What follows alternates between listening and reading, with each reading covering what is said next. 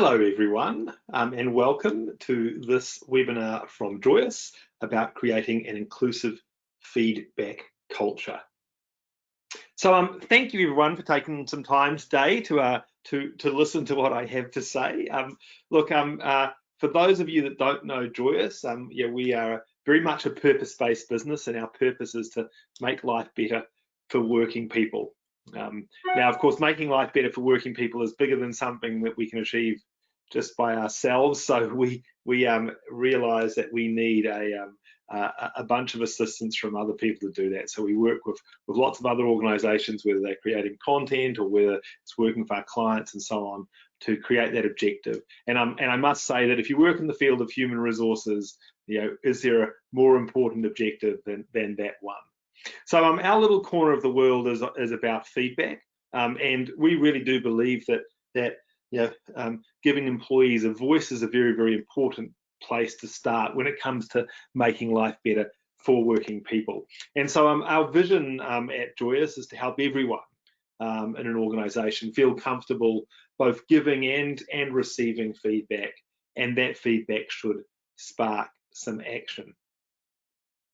So I'm going to give you a little bit of history for a moment here about how Joyous started, and it's an interesting story actually. I tell you, when we originally started researching this a number of years ago, one of the things we found about employee feedback is that almost universally, if you asked people their opinions of the kind of annual staff survey or some kind of typical big anonymous survey, was that to put it simply, nothing ever changes. That lots of feedback would be provided, but the perception was that no action would take place. Now, maybe some action took place, maybe action did take place, and that would take place at a kind of macro level once the results of a survey were kind of analysed and a PowerPoint was presented and some programs were developed. But individuals felt they gave feedback, and that loop was never closed. There was no feedback loop. And so what we started to do at Joyous was chase this idea of like, well, what if you made feedback open? What if you just made it so that people had their name attached to feedback? Just kind of as a thought experiment initially, simply so you could make stuff actionable. Because what we were trying to do was we were trying to create this idea of conversations, not surveys, that actually I stimulate a piece of feedback, but then somehow, somewhere in the organisation, I'm able to respond to that feedback. So, for instance, you might be interested, looking at a lot of people moving to work from home recently, you might be interested in how people's working environments are. And so you can ask typically macro questions on people's working environments. But if someone came back and said, oh, look, it's really hard for me to work because I don't have a chair, well, actually, that's something that's a micro action, that the feedback actually, for action to occur, the feedback has to kind of be attributable and open. So we started this idea of open feedback. Now, as often happens in these situations, it's the unintended consequences of the provocation are the most interesting. Because what we found when we made feedback open and turned it into these kind of weekly chats, where it was quick and easy for people to consider a topic and reply in a kind of conversational fashion. Our initial focus, like I said, was on this idea of action. But what we actually found by opening feedback is you started to build transparency and you started to build a more inclusive culture. Now let me explain that for a second, because it's not immediately obvious, and that's probably why it's taken this industry decades to kind of catch up to this idea. But the concept is quite simple, right? When you're trying to build a company which has a feedback culture, and look, we know that the best companies in the world have feedback cultures. They take feedback, whether it's from employees or from staff, and they act on that feedback to become better all the time, not kind of once a year or once a quarter, but continuously they're improving based on feedback. And in an employee environment, what you need for feedback to work is you need psychological safety. People have to feel safe giving feedback. Right? They have to feel that their voice is heard, and they're not going to be punished for giving feedback or anything like that. Now, interestingly enough, when you look at most approaches to feedback, they've been based on this idea of big anonymous surveys. And I can tell you now, every time you send an anonymous survey, you just you reinforce the idea that feedback is somehow unsafe. If I only will accept feedback if it's given in secret, I'm sending this message that feedback's unsafe. And actually what you're trying to do is you're trying to do completely the opposite. You're trying to make it so that actually providing feedback is rewarded, and open feedback is rewarded, and honesty is rewarded, and so on. We'll talk a little bit more about what that means, but it's been quite a revelation, this idea of moving towards open feedback and how it helps you create a more transparent organization. And I talk, this topic here is about inclusivity with feedback. And I've got to say that what happens with feedback is that what you're really trying to do is you're trying to get everyone's voices heard. And that's the idea of inclusion, is to make everyone feel that they can kind of contribute their voice to the conversation. So the way that Joyous works is it basically works on this idea of kind of open weekly chats, sometimes daily, sometimes less frequent, but generally weekly chats where you can kind of get a simple topic to consider and you can kind of respond to that in a conversational fashion. And that creates these little micro conversations. But just to give you some kind of idea of how Joyous works, there's two ways of thinking about Joyous. Well, not two ways. There's two distinct parts to this approach, right? The first part is this kind of micro-actionable conversational feedback, and so that's where you're going and asking, stimulating conversations on different topics, and then you're taking, letting people kind of get into conversation on those topics.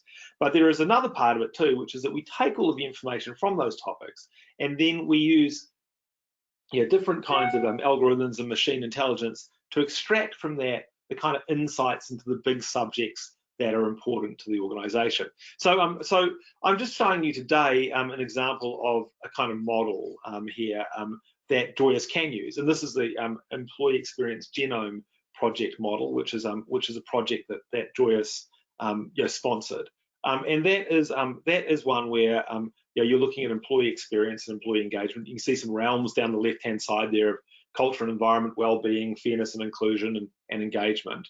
And the top three are about employee experience, and the bottom one is about engagement. And those are broken down into some sub-realms. Now I'm just showing you that today because that's in this example I'm going to use today. That's the model which we're using. And so we're asking questions, on a weekly basis. But the questions come from those different topic areas. So then we can basically arrange the data that's collected into insights around different topic areas and find out, a broad brush picture of what's happening in employee experience in your business. And so each question, each week there's a question that kind of goes in a sort of round robin from different realms, ensuring we get kind of balanced insights that build up over time and give you a picture of how things change over time.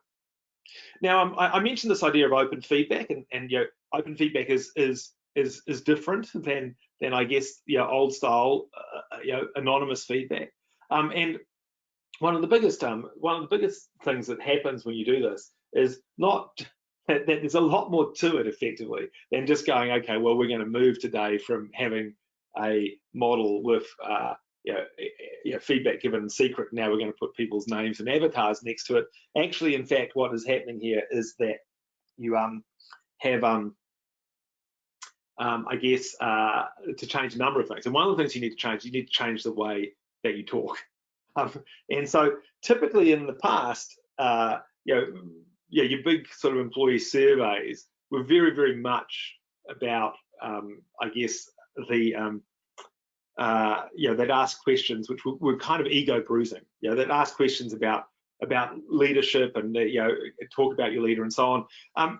What you have to do with open feedback is you have to focus on people's experience of work. So you ask these conversation starters which are designed to be constructive and comfortable for everyone to have a conversation around. And so, I've got an example there from culture and environment, but you can kind of imagine this for other things, is that you're really trying to set the tone on the sort of behaviours you want to see exhibited in the organisation rather than actually asking about leadership. So, for instance, that question on clarity, I understand how my work contributes to our success. Well, as a leader, if I find that my team doesn't think that, generally they don't think that, well, that's not ego bruising for me, but it lights the path for me to kind of improve, doesn't it? I now need to go make sure that my team understand how what they do impacts the outcomes for our department or for our business and so on. So very much about people's personal experiences of work and not about leadership. As an aside, while we're talking about, talking about this topic of conversation starters, you'll also notice all of those conversation starters on the right-hand side are in very simple language, and it's a big piece of what our research has shown us as well, is that so much of what you've seen from kind of employee experience type vendors, engagement surveys, and so on, has very much been this idea of instrumentation as the be-all and end-all. That they want to make sure that they've got out their OD textbook, and they want to make sure that they've got very, very precise language. We actually focus on very readable language. We aim for a reading age of grade 6, and we're very, very much focused on this idea that if you want to be inclusive, that has to start with language. You actually have to have inclusive language. You can't have language which some parts of your organisation might find hard to understand. So what I'm going to do now is I'm actually going to jump into the product and show you how it works. And I'll just pause for a second here, just to make sure that people realise that there is a questions panel there. So if you want to ask any questions, feel free to type into that panel, and we will answer your question. So I'm starting here just looking at how this works from the perspective of an employee receiving a message to start using Joyous, and that will arrive either via an email or an SMS. You can open it on your phone, or you can open it on your desktop if it's an email, obviously. You can see there that you've got a question and you've got a rating, and in this particular, for instance, it's a simple question with a rating, and you click on one of those ratings in the email, and when you click on that, 3 things happen. So the first thing is that well, that's your selection, right? You've selected a rating already. The second thing happens is it will load a web app, into the browser on your phone or into the browser on your desktop, and it's so there's no app to download. It's just something that will automatically load when you click on the link in the email or in the SMS. But also, clicking on that link contains your credentials, so there's no need to log in or anything. It knows who you are. And I'm just stressing that at this point because it's just easy as, right? Like we have many huge organisations, some of the world's largest companies use Joyous, and they absolutely just utilise this approach of no training, straight out to employees, because it's so simple and easy to work. So what I'll do now is I'll just jump into the tool. So what I'm looking at here for everyone is I'm looking at the employee's view of this. So I'm an employee. In fact, in this instance, I think I'm an employee called Jeff from memory. I might not be called Jeff, I forget. Ralph, I'm called Ralph, I believe. And you can see here I've been asked a question. I'm proud of the work they do, and I can select a score. So let's select the 9, say, actually. And so you can see here that it started to turn into conversation. I'm proud of the work they do. The answer is a 9. And that's something to understand about this interface. It is very much a conversation, right? In fact, it's now asking me, what are you most proud of in your work? And like, let me say something topical. So I was happy with how we all moved to work from home. Okay, so click send. So very much conversational. In fact, if you look at this here, if I kind of scroll back here, you can see here's the questions I have answered. It's a conversation that kind of goes on, right? Now, that's looking at it from the perspective of the employee, who in this case was called Ralph. And if I go over here now, what I'm looking at is I am looking at a leader's view. And this is a live feed, effectively a dashboard of everything that's happening in my team or my part of the organization. And I can see over here in the top left, this is Ralph. This is me as the employee. What are you most proud of your work? I was happy with how we moved to work from home. Now, because it's attributed feedback and it's open, I can just sit down and reply to it. And I might just reply to it and like, yes, you should be proud. Oops, I'll try and do a slightly better job of typing. You should be proud. You've made a huge contribution. So just an opportunity to provide some feedback. You can see it's been sent, and of course what's happened to that feedback is that, well, there it is, it's gone back to the employee, right? So conversational, like we said. So if I go back here looking at it as a manager, because it's attributed, I can also use this to I guess, ask for more information, right? So there I've been providing some positive reinforcement. Now I might ask for some more information. So is there anyone we should specifically record? Seem to be having a problem typing. Anyone we should specifically recognize. You get the idea. So yeah, very easy to interact with feedback. In fact, if I want to, I can just I can interact with reactions. That we're used to using in other kinds of products, right? So very simple to interact with feedback. I can see all the feedbacks coming from my team. In fact, if I want to, I can just scroll back here and see lots of feedback. And in fact, I'm set up as a leader in this particular organization. And in fact, I've got access to the whole organization. So I'm effectively, I guess, the CEO, and I can see the whole organization. And this organization, this demo organization, has 2,500 people in it. So you can see that there's no problem with it at scale. We've got clients with 10,000, 30,000 staff on the system, using these kind of tools. So if you want to understand, then actually, I've got a question coming through at the moment. I think it's probably a good time to ask it. So it just says, can everyone see the feedback? So actually, just to explain that, the feedback travels around the organization in a number of different ways, but typically hierarchically. So I can see my team's feedback, my manager can see my feedback as well as my team's feedback, and so on, kind of up the tree.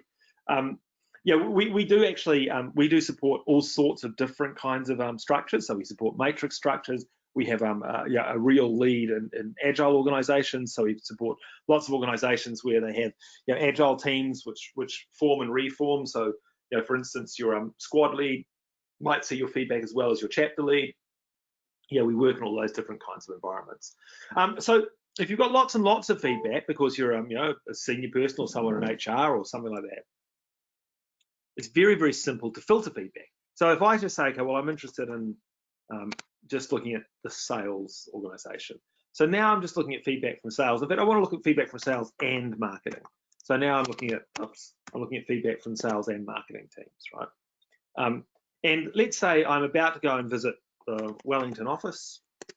So now I'm looking at feedback from sales and marketing people in Wellington.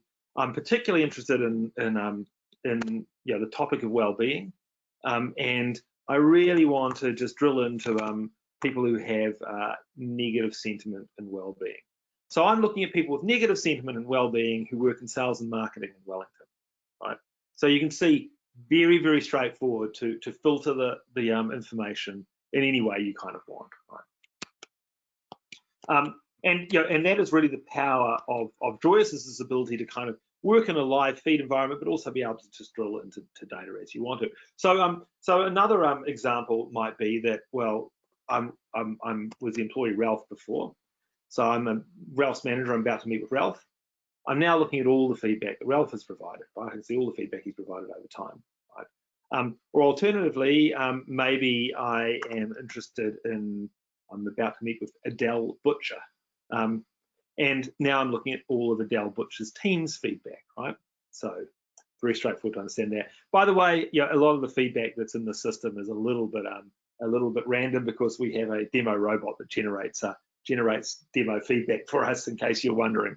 So anyway, that's the idea of kind of filtering in the live feed. And in our organizations, most leaders and senior leaders and managers and so on spend their time in the live feed, right? It's their opportunity to interact directly with feedback. And of course, you can see feedback can be given as as photos, it's very I guess straightforward to interact with feedback the same way that you're used to on your phone. That is one of the things that's good about this, is there's no sort of learning, there's no paradigm to learn, because it's basically conversational. It's like using WhatsApp or instant messenger.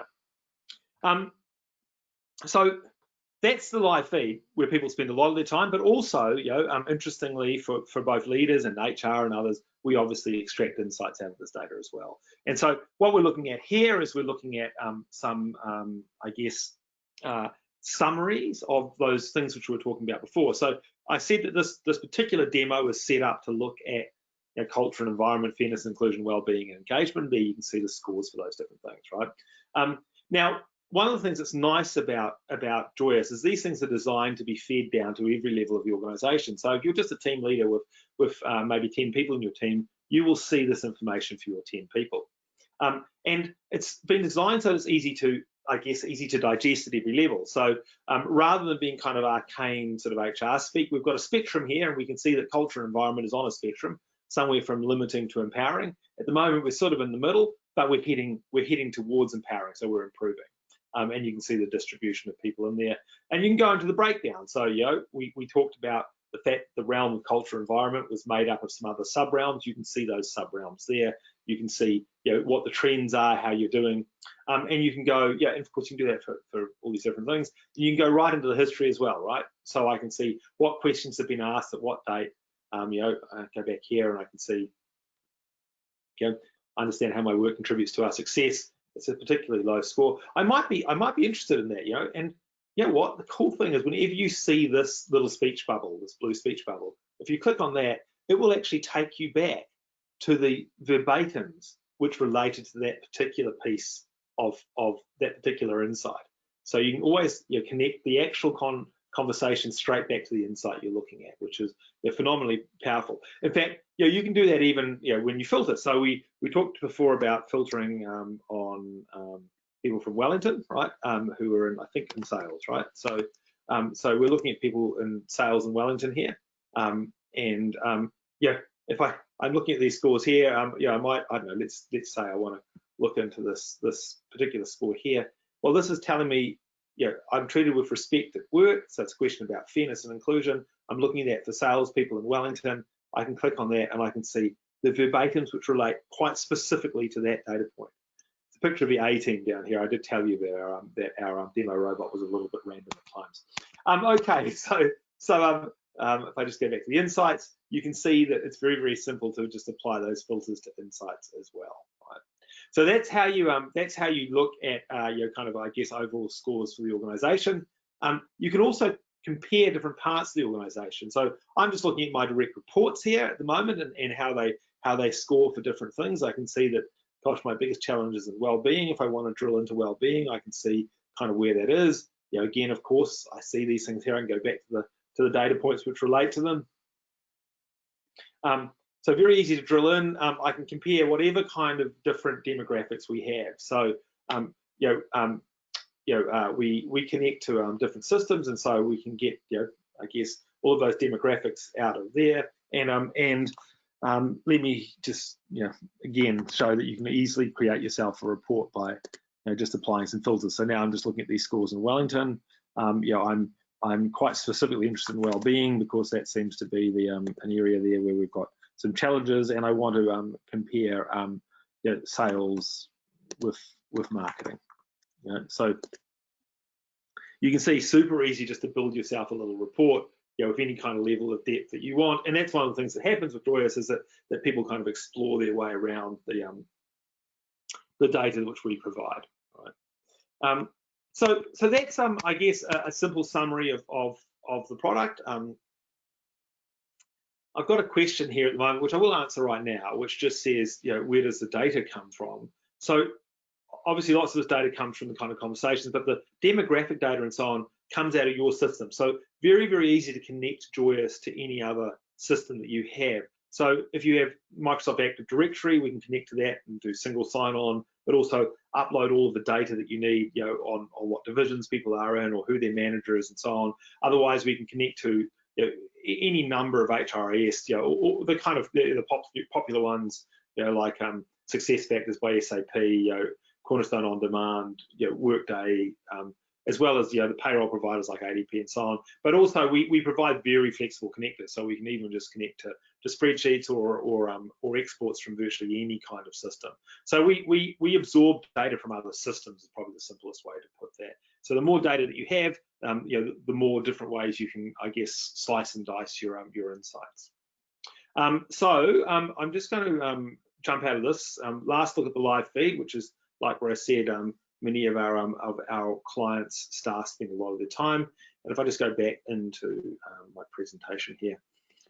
So one last thing to mention about that live feed is we do actually notify people about the live feed, and we like to not pester people, but we do like to keep people informed of when people are providing feedback and how you can interact with that feedback and so on. So there's kind of notifications that run with that. I'm just going to skip ahead here for a second. Is that there's a lot of this perception that people have that people may feel nervous sharing their honest feedback, for the fear of what leaders might think of them. But the actual reality of it is quite different. What we see is that if we educate people on sharing constructive feedback, then leaders value that feedback and they respect them for it, and you build this open feedback environment. What we know is that is a bit of a change exercise for some organisations. So we provide lots and lots of assistance, both within the tool and as part of our kind of pre-training to help organisations quickly understand, how to respond to feedback, how to be good at receiving feedback, and also be good at giving feedback. That kind of builds on itself. So, I guess that the way we like to see this is that the kind of old world of anonymous feedback is well and truly over. That you can never help an individual with anonymous feedback. It's just fundamentally something you can't do, and it's a fundamental failing of anonymous feedback. You can't ask for more information, and it facilitates this kind of toxic feedback environment. Whereas with open feedback, you can actually help individuals. You can create this dialogue, and of course, like I said, it encourages constructive, helpful feedback. And I can't underline it enough. If you're trying to build an open feedback culture and build an inclusive culture, then you need to increase psychological safety. You need to just be continually thinking about psychological safety and how safe people feel in providing their honest opinions. Once people provide their honest opinions, by the way, you will find that appreciation will start to flow around more freely in the organisation. But importantly, issues that need addressing will surface very, very quickly. Now, if that is your goal, to create psychological safety, the whole idea of only ever asking for employee feedback in secret is kind of abhorrent to that goal, right? Because what it does is it just reinforces this idea that feedback is somehow unsafe. So it works against the theory of psychological safety. So that is my pitch. Thank you everyone for taking your time today. I'm just going to quickly check that there is no more questions there. There is one more question. Have we answered this question? Yes, I think we've already answered that question. So that is it for me for today. If you would like any more information, please feel free to contact me here, mike@joyoushq.com. Otherwise, we will be following up after this webinar with a recording of the webinar. And of course, if there's any other questions, we're always happy to share ideas and learn more about what you are trying to achieve. Okay, thank you again for your time. Bye-bye.